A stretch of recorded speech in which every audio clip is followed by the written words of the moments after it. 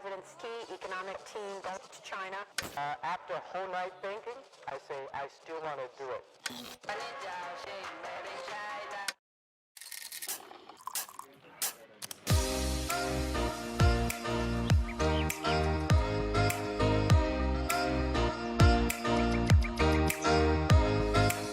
Hey there, this is Rui Ma, your China Tech Analyst. Welcome to TechBuzz China Livecasts by Pandaily.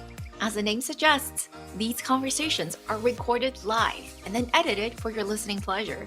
Some of these chats are open to the public, and we welcome you to join us. So be sure to follow us on Twitter or sign up for our mailing list to get notified. Remember, members of TechBuzz China Insider get priority access. So if you're an investor or operator looking to join the smartest community online focused on China tech, go to techbuzzchina.com and see if you qualify. Extra thanks to our partner pandaily.com, where you can learn everything about China's innovation. Thanks for subscribing, guys, and do give us a review.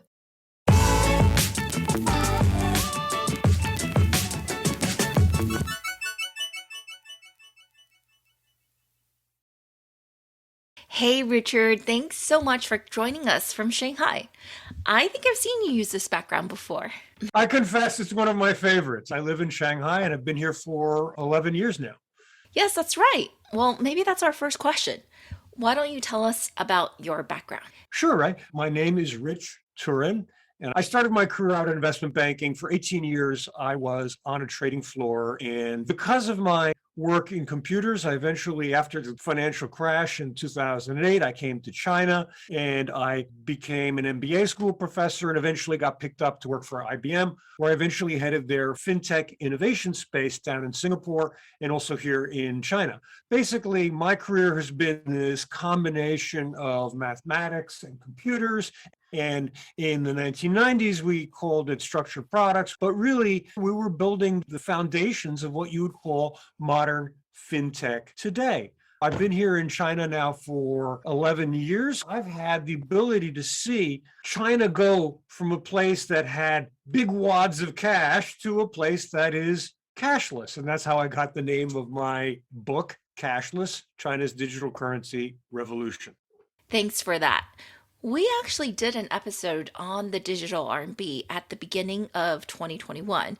It was with my friend Yuan, who is at the World Economic Forum on the Digital Currency Working Group. And at the time, the digital RMB had been announced, but experiments hadn't really started rolling out yet. And we were just trying to figure out what it was. So I want to get everyone started on the right foot. The first question I have for you is, if you had to condense it into just one sentence, what is the digital RMB? Sure. In one sentence, the digital RMB is the digitization of cash. It takes paper money and turns it into a digital currency, into a digital product. That's it. Now, one critical thing to add, it is not a crypto. So that's perfect, because that's one of the things we discussed actually in the first podcast. The digital RMB is not a fully decentralized system. It's not a cryptocurrency. And at the time, based on the plans unveiled by the PBOC, it seemed to be a hybrid technology. Has that been updated now that it's pushed out into the wild? Do you have any more information and insight you can give us on the technical aspects? Absolutely. That's really what my book Cashless is about. And your friend is correct. The China central bank digital currency is based on a system that is inspired by crypto in many ways, but it does not fundamentally use blockchain technology. The People's Bank of China was very clear as to why they were unable to use blockchain. And if you look at the throughput in transactions per second in China, you can look to Alipay as the best example. During the Singles Day rush, they process around 500,000 transactions per second. Now, to put that in context, the Visa MasterCard network in the United States or EU, they're coming in at around 50,000 transactions per second. Blockchain systems are incapable of giving the PBOC the speed it needs, and its minimum build speed was 300,000 transactions per second. So no blockchain used in central bank digital currency. I did not know that. That's really interesting. Aside from that, though, I do want to talk about obviously one of the most commonly cited advantages of a blockchain based cryptocurrency, and that is the level of anonymity you can get. And we see that that's not really the case with China's digital RMB, right? Because we see that below a certain transaction level, it's relatively anonymous. But above that level, then you may trigger all sorts of protections. Absolutely right. The first thing to understand about China's central bank digital currency is that it has tiered levels of anonymity. If you're making a small purchase, you should have anonymity on that. Nobody should care or know if you're buying dumplings from somebody on the street corner. However, if you're spending large sums of money, that should be subject to KYC and AML, just like we have in the West. There are different tiers of AML KYC, and there are different kinds of wallets. Let's just imagine you are a poor person who lives out in rural China, and you do not have a smartphone. All right. So these people can have a newly designed credit card size device. It's not a credit card, but it's got a keypad on it. And some of them even have thumbprint recognition. And you can use that with digital currency. And you don't need a bank account, and you have pretty much complete anonymity with using small amounts up to probably around 400 or 500 RMB. You can use that to make these payments. Nobody cares. Then you get payments over 400 or 500 RMB, and there you have a level of KYC and AML that's either built into the device or because you are connected to a bank and the bank provides the KYC to know who it is. So there's this concept of tiers based on how much you're spending. Now, I'm going to change and go a different direction a little bit. The concept of privacy in the crypto world is somewhat, we have the concept, particularly with Bitcoin, of not anonymous transaction. It is not. If you believe your transactions are anonymous, that's a mistaken belief. They are pseudo-anonymous, meaning that the transactions, you can figure out with a lot of work who's behind them. So what does China do with the data? China has basically one set of servers where it has pseudo-anonymous transactions, and it has another set of servers that are not connected, and those servers have KYC data on them. So basically, with a warrant and a legal justification, the PBOC or law enforcement can say, we need to know who is behind that transaction, and they can connect the name on the KYC server with the pseudo-anonymous transactions on other server, which you don't know who's who. So there is a separation between KYC and the pseudo-anonymous transactions on two servers. And do you know if this is a feature that's unique to China's central bank digital currency, or is this something that we can pretty much expect that every CBDC coming out is going to have? Because everyone's going to need some sort of KYC, AML procedures. I love that question, Ray. It's prescient, and it's the question of our time. The EU is looking at building a CBDC. The US has started to looking at it. And of course, all of the Asian countries are in various stages of actually launching CBDC. And it's the design that China has this concept of one server's got the names on it and the other server's got the pseudo-anonymous transactions. That you're going to see with virtually every CBDC in the question is, who keeps the names? So if you look at Sweden's version of CBDC, they're in trials. What they did is the commercial banks hold the names. So the government never holds the name. Some people and countries will feel more comfortable with the design where the state does not have access to that server. Other countries and CBDC designs will say, we trust the state to have access to that server, provided that server has laws for how you access it. And that's not dissimilar to what you have right now in the US with credit cards. If you look at the US system with credit cards, you've got credit card companies who have a list with not so separated list. It's just a list with your name and your transactions. And how does the state get access to that list? They ask for it nicely. And if you believe Edward Snowden and the NSA grabs access to that list without asking them so nicely. There is the fundamental problem that we have. Well, it seems pretty obvious that for China, the state is definitely going to be in control of this. I don't think there's any question of that ever. Anyway, on to another topic. In the first podcast that we did on the digital RMB, Yan had mentioned that she thought maybe part of the intention behind the CBDC was to help break up the duopoly of mobile payments that we see.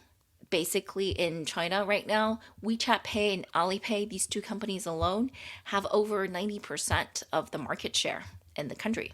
Anyway, we were both skeptical that the CBDC would do much to break the duopoly.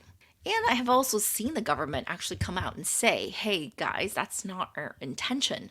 So I'm curious, what is your personal opinion on that?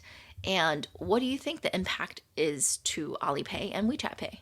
That's a wonderful question, and it is commonly reported and commonly believed. China's central bank digital currency is a vendetta against WeChat and Alipay. We really want to destroy them, so that's why we're launching the central bank digital currency. And it's very easy to refute this false, very simple. WeChat Pay launched in early 2014. And the People's Bank of China launched its Digital Currency Research Institute also in the same year in 2014. And the reality is, China has been pumping out press releases about its progress on CBDC since 2014 when they launched the Research Institute. It was long planned, long reported. Now, next part of this, it will be very hard for the central bank digital currency to eliminate or bust up the WeChat and Alipay. These are lifestyle platforms. They are wonderful. And even if you use central bank digital currency on that platform, you're still going to transact over the platform because that's where you've got your bills, that's where you've got your friends. So the PBOC recognizes that in order for central bank digital currency to be a success, it has to be usable on the platforms. So again, another reason why PBOC doesn't want to destroy Alipay and WeChat Pay, but it does want to have central bank digital currency be an alternative to payment systems that control 94% of mobile payment in China. So basically, you think that the impact on WeChat Pay and Alipay will not be significant because the products in general are addressing different customer needs, to be honest. I think that there will certainly be an impact to WeChat Pay and Alipay payment revenue. They get small fees from their vendors. Even though WeChat and Alipay are free for me, the user, to use, there's a small fee to the vendors. And yes, they're going to be impacted by that, no question about it. But it will not destroy and it will not remove their societal relevance. And just to clarify for everyone, the CBDC is free to use. There are no transaction fees. Absolutely. And that's the fundamental revolution that WeChat Pay and Alipay brought to payment in China. There is a fee for commercial use and businesses, but the payment is free for people in China with WeChat and Alipay, which is mind-blowing when you consider that in the West, we're paying interchange and other bank fees of anywhere between 2 and 4 or 5% for using credit card. And when we switch to central bank digital currency, or as we switch to central bank digital currency, all payments for everyone within the country, both commercial and private, will all be free. No fee, anyone, anywhere, whether commercial or private. And just to push on that a little bit more, the reason why the CBDC is free while WeChat Pay and Alipay do have a small transaction fee is because this is a cash equivalent. You wouldn't charge someone for giving you cash, right? So you can't really charge someone a transaction fee for receiving digital cash. And the savings, presumably, is going to come from the fact that handling cash is actually expensive, right? For the banks. There are maintenance costs around handling the paper money, but once it's all converted to digital, that cost goes down. And a lot of it maybe even just goes away. So basically, there is an evening out of the transaction costs and the maintenance costs.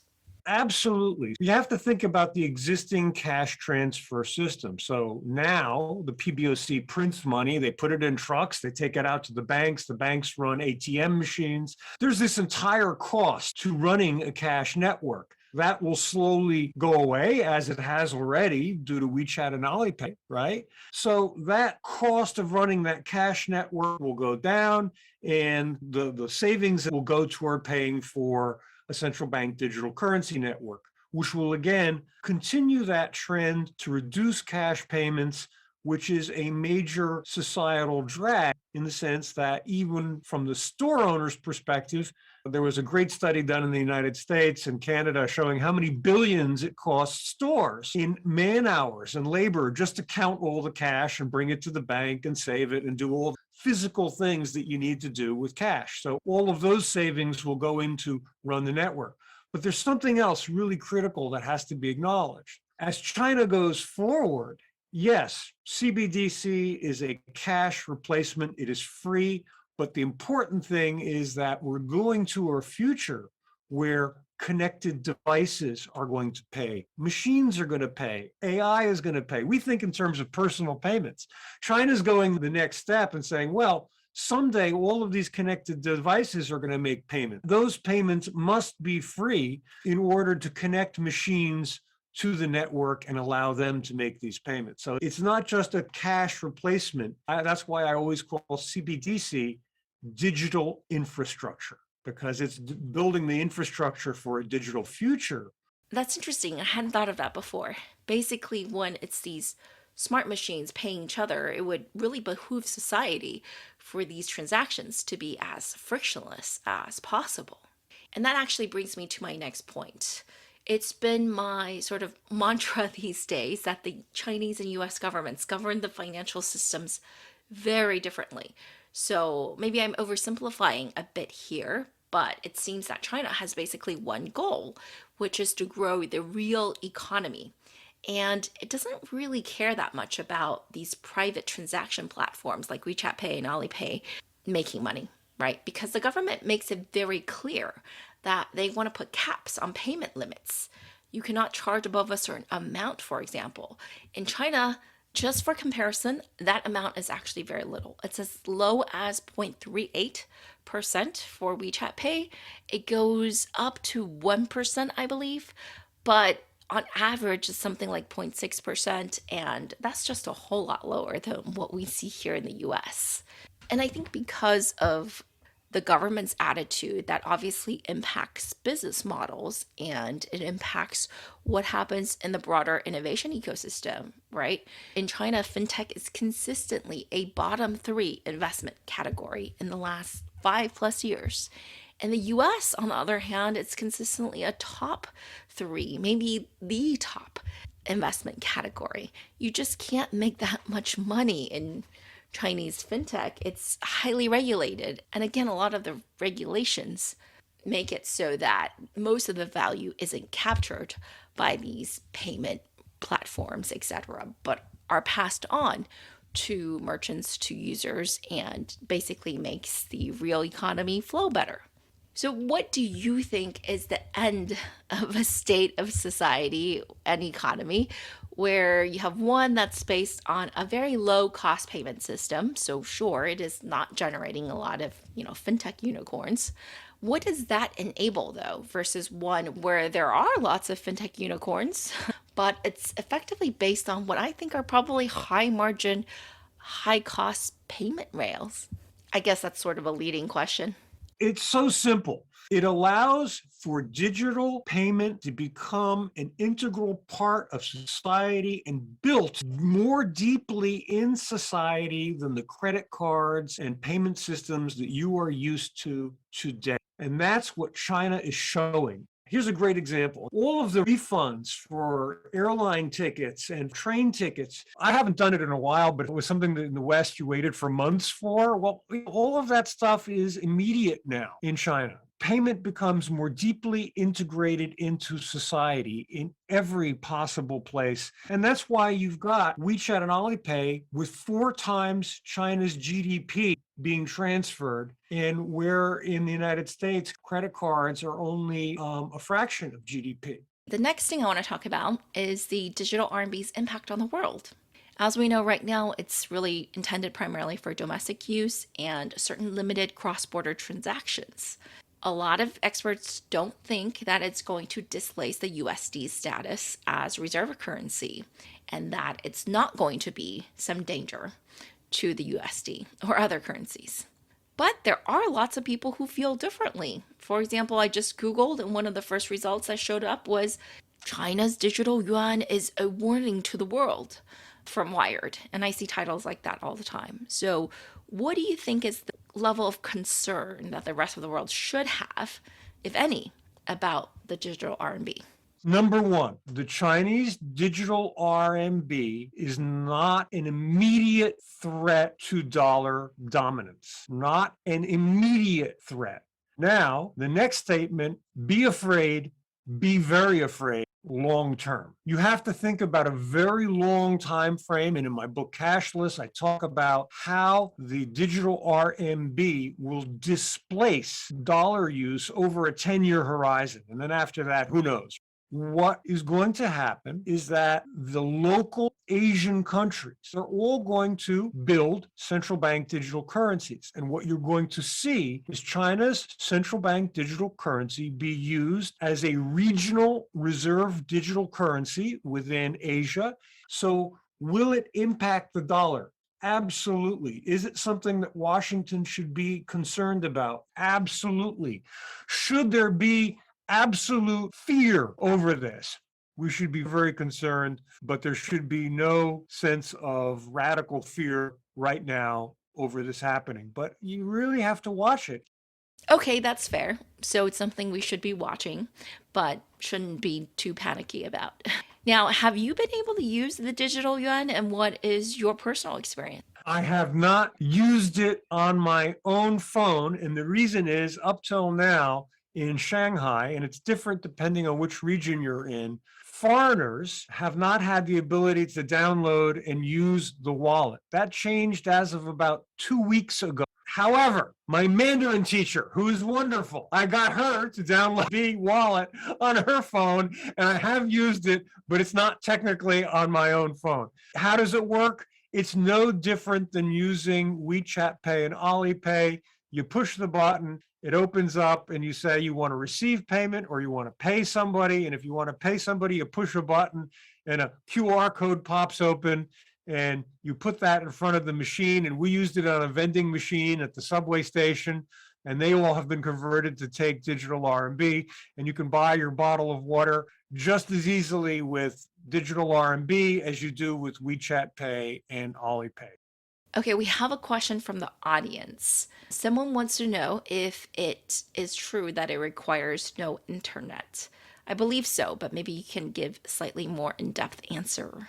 Sure. That's absolutely one of the key design parameters. One of the things that the PBOC did many years ago, going back 7 or 8 years, they said, look, we want you, Digital Currency Research Institute, to design a CBDC for us. 1, it has to maintain some kind of privacy. And 2, it has to replace the use of cash. And 3, it has to be usable without a network, because China's really freaking big and it's got people who are in places without signals. What was interesting is the PBOC is actually more forthcoming with their design specs than the Fed is. The Fed we have no idea what the Fed is trying to build with the CBDC and the MIT paper. But the point is this: as part of their initial design criteria, they demanded that the Research Institute make a non-network-based transfer mechanism. So what they did was they used the NFC, near field communication, built into cell phones and built into these little cards that I mentioned earlier. And they made it so that you could tap one phone or one card against the other, and they can use NFC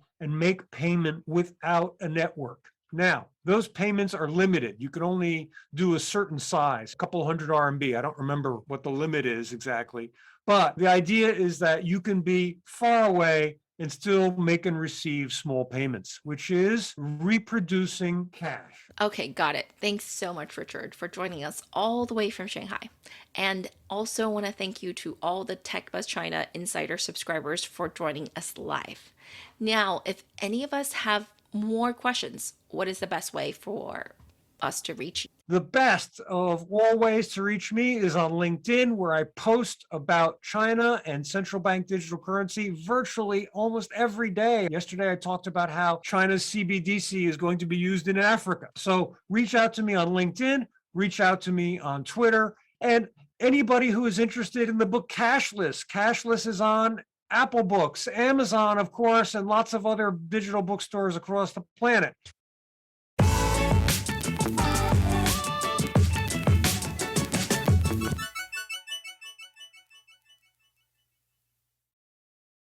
That's it, everyone. Thanks for listening. And if you're really serious about China tech, join our insider community. You do have to take a quiz, so make sure you listen to all of our past episodes on China tech on our main TechBuzz China podcast. Also, a huge thank you to our editors, Carrie Huang and Bryce Ye, and of course, the entire Pandaily team for all of your help. See you next time!